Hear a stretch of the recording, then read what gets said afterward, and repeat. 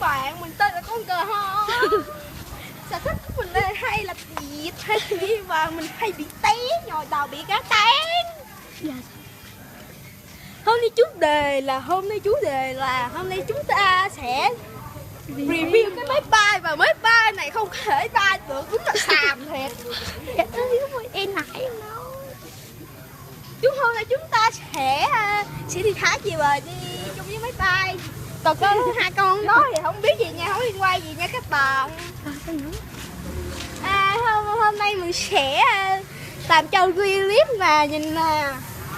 Đây cái máy bay nha, nó không bay được nha, mình cho nó bay vậy nè. Rồi con thằng em mình thì sao?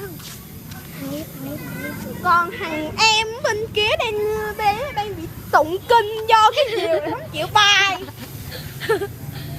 Và con chó đó đang đãi.